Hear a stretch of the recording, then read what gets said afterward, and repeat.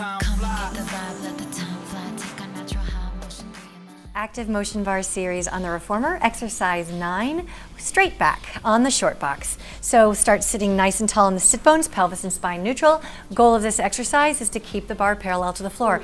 So much harder than it sounds. So reach the bar overhead, makes old exercises new again. Inhale here, exhale hinging back, good. Inhale to stay, and then coming right back up, good. Inhale and exhale, hinging back again. The back stays completely straight.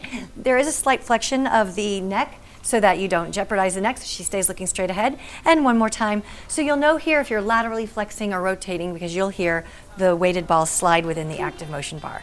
Very nice. And that is straight back with the active motion bar on the reformer.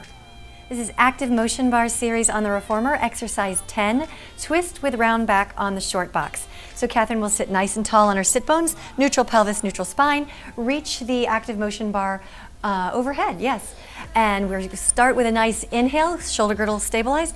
Exhale, rolling back off the sit bones, flexing the spine, lowering the bar. Now inhale, reach the bar back overhead, yes. Now exhale, we do want to twist to the left, but no lateral flexion, just rotation.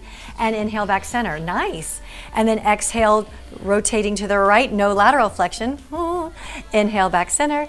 And then exhale, up and over your imaginary beach ball.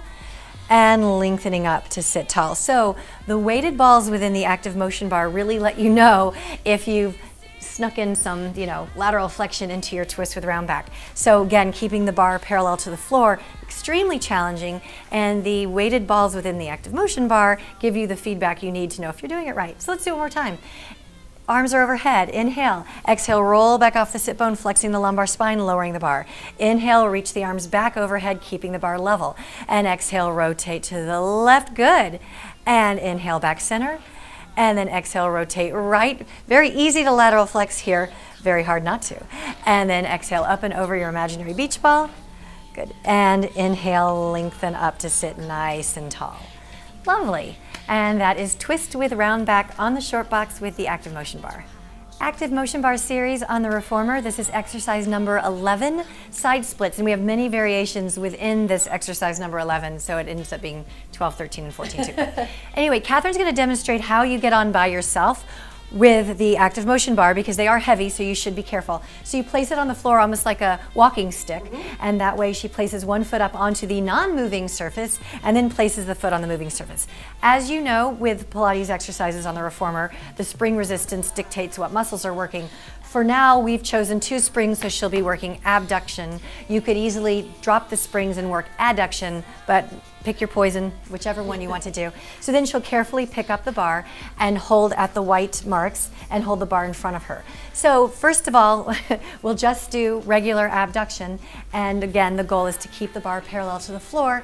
Don't want to hear those weighted balls moving back and forth, pressing out.